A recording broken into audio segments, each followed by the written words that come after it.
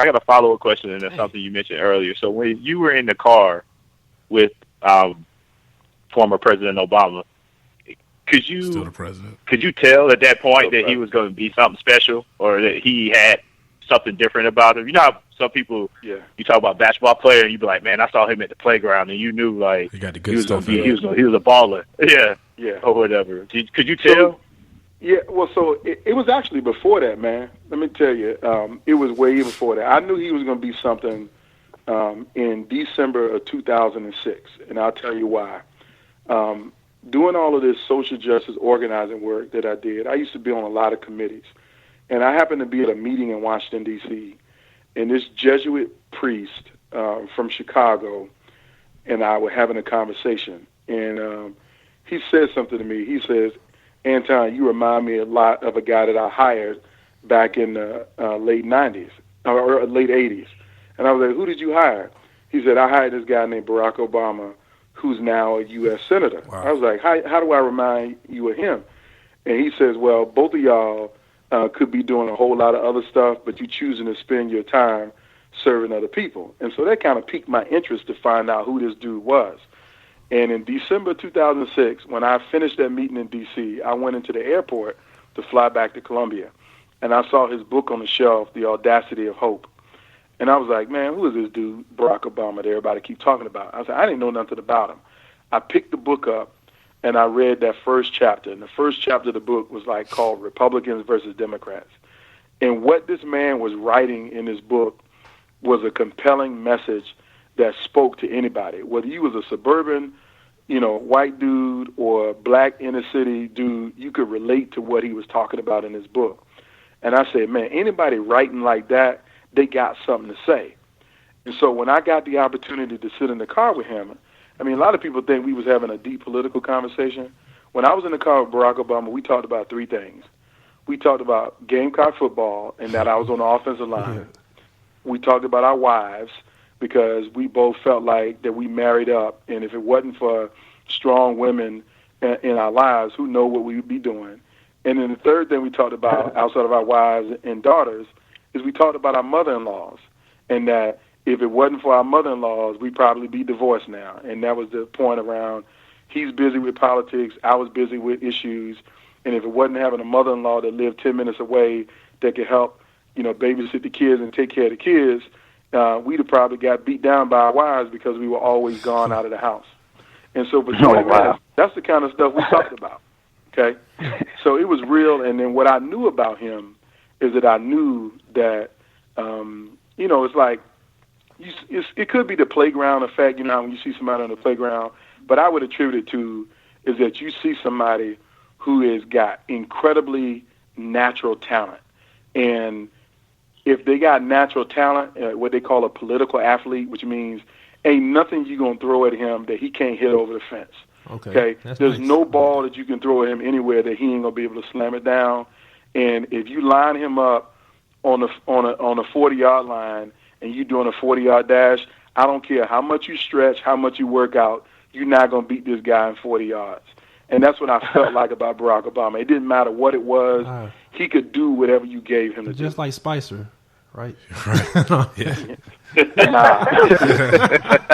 Nah. He's a political water boy. Scrub. I don't know what he can do. He a political Rudy Rudiger. So, okay, let's get into some of the arguments that we hear. Is Obamacare imploding? No, it's not imploding. So why is that just a talking point from Republicans? Because that's what they listen, man. Everything is a talking point. So I will first admit that there are problems with the Affordable Care Act. The same way there were problems with Medicare in 1964 when it first passed. The difference is that throughout our history in America, whenever we introduce legislation, we knew it's never perfect the first time that we do it. So that's why we keep making changes to it to keep making it better for people. We did that with Medicare. We did that with Medicaid. We did that with almost everything. I mean, if you think about the tax code in itself, when the federal government first created taxes, do you think we still have the same tax system today that we had when they created taxes in 1776?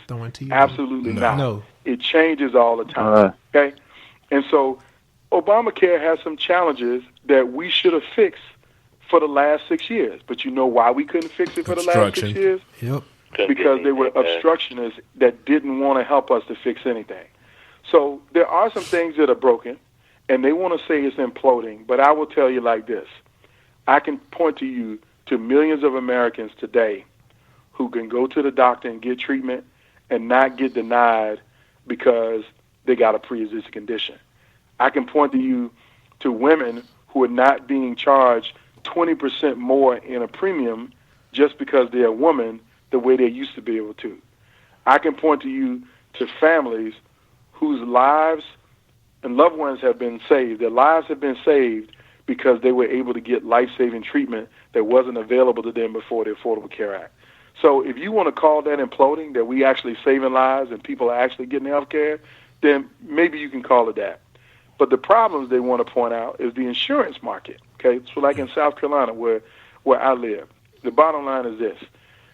Insurance companies can do whatever they want to do in South Carolina, not because Obamacare allows it, it's because the state insurance commission don't care to protect the interests of consumers. So if you look across the country, the states where Obamacare is working the best is where the governor and the insurance commissioner said to the insurance companies, you just ain't going to run roughshod over people and charge people what they want to and make it hard for them to get coverage. We're going to put some rules in place for you to have a level playing field, for you to make as much money as you want to make because everybody can buy coverage, and we're going to give them subsidies to help them to pay for the coverage, but you're just not going to overcharge people for what they did to the Cold Crush. You're just not going to do that.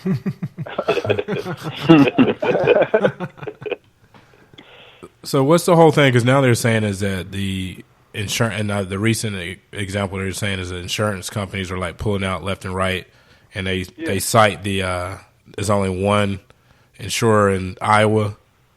Yep. So what's the reason behind that? Like, is there? So again, the reason behind that is twofold. Senator Marco Rubio, when he was running for president in 2016, he talked about how he was able to help to gut Obamacare because of some provision he changed. And that actually contributed to only one insurance company being available in some states. What that provision did, it said to an insurance company, if you're covering 100,000 lives, and let's just say the 100,000 people that you gave a policy to all happen to have heart attacks this year. Okay. And so you ended up spending $150,000 per person on 100,000 people because all of them had heart attacks. Let's just use that as an example. Mm-hmm. Well, if you're an insurance company, you having to spend $150,000 per person on a person that may have paid $10,000 in a premium that year, you bleeding out of the back end, out of all ends of your business, right? So the Affordable Care Act had a provision, what they called an insurance corridor, which is if you, as an insurance company owner, started losing money like that, the government would give you a bailout to give you some of that money back so you wouldn't go out of business. So they subsidize it, right? Right. When Marco Rubio got that provision passed in the Senate, he took away those resources. And so as an insurance company, if you're covering sick people and they drive up your costs and your business model becomes no longer sustainable, then you got to make a decision to say, I'm going to pull out of that market. And so that's what some insurance companies did, say, hey, we're not getting the help that we were promised when we went into this market, and so we need to pull out, okay? And the only ones who are staying in are the insurance companies who have a large number of younger, healthier people who are paying premiums but don't really get sick, and they're offsetting the money that they're losing on the older, sick people. Got you. So, again, it's a problem, but who created this problem? Did the Affordable Care Act create this problem, or did Marco Rubio and the Senate create this problem when they gutted that provision in the AHCA? Huh. I'm like, what was their angle? How was that advantageous from their point of view? That's what I'm trying to... How was it advantageous to us? No, to Rubio. Like, what, I'm just like... Save money. Just to save... Yeah. No, it ain't even about saving money. It's about undermining anything that Barack Obama achieved. Got you. Just to undermine. Okay? But under the guise of saving money to his constituents. Got you. Yeah. What it was the guise of not saving money to his constituents, but to stop these big corporate insurance companies from getting bailouts. Oh, because they're on that bailout stuff. Because that's a hot button word too. Anytime you say bailout, they Yep. When you say bailout, Tea Party people, you know, they start to, you know, get erect and get excited because you're talking about getting rid of bailout. Yeah, that's what happens when you get erect. That dang bailout boner. Yeah, the bailout boner. So tell me. Go ahead, Lars. So I was going to say, can you talk about, because the new bill that they're trying to push through, the first level, I mean, people were getting really excited on social media and different outlets about, you know, that it passed, and there's a lot of doom and gloom people too, but there's still a long way to go before it actually becomes the new law, right? Oh yeah, man. I mean, here's my analogy. I don't know why I understand why people are getting outraged, because they did take one step at the process. But when you saw the Republicans pass that bill, they passed it 217 to 216. So they passed it by one vote, which means it's not an overwhelming majority of people who support the bill, first of all, because they only passed it by one vote. Number two, to hold a press conference in a Rose Garden to celebrate passing a bill out of the House would be the equivalent of you breaking a long run in college football and getting to the 50-yard line and spiking the ball. Oh, God. Put it in perspective. So they got a long way to go. Not what were they singing? Yeah, no, that was the Dems. The Dems were singing "na-na-na-na" because they're basically saying you about to get voted out of office for passing this because your name is on it. Yeah, I have a question, just go ahead. Briefly, for a lot of people that are probably listening, and they have some of the same questions. What is known about this? I guess you can call it, I don't know if you want to dub it Trumpcare or 45Care, whatever you want to call it. Trash. What are some of the major points in this new reboot or revamp that they're supposed to be trying to get past? Yeah. So I'll give you. There's a lot in it, but I'll give you the three that are most disconcerting to me. Okay. The first one is it basically sets up the framework that, let's say you are an entrepreneur. So, I know we got people who are in business for themselves who might have their own company. And let's say you're in business this year and, you might have a pre-existing condition. You could have asthma. You could have diabetes. You could have sleep apnea. You could just have a bad back or chronic back pain, okay? Any of those things are pre-existing conditions. So let's say your business is going well and, and then it's not going well. And let's say you make a decision that, you know what, I can't carry health insurance this year. I'm a single person. I don't have no kids and wife, so I ain't really worried about nobody.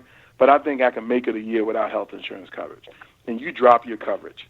And then the next year you try to go buy coverage again.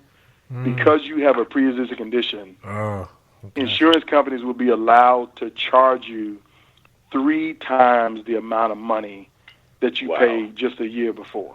Okay, so if your premium was $10,000 a year, it could go to $30,000 a year, and that's the penalty that you pay because you didn't keep your coverage. So that's one thing.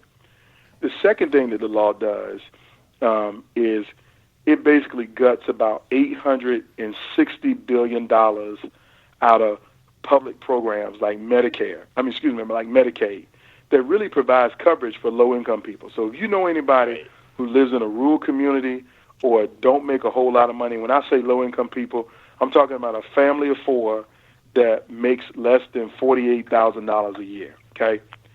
Those kids in their household, even though the mom and dad might work, the dad might make $25,000 a year, the mom might make $23,000 a year. And if they got 2 kids, those 2 kids are probably on Medicaid. And those kids might get services at school because they might have, let's say they got a learning disability and they take some kind of medication for it, or maybe they go get treatment at school. Well, when they gut this $860 billion out, the funding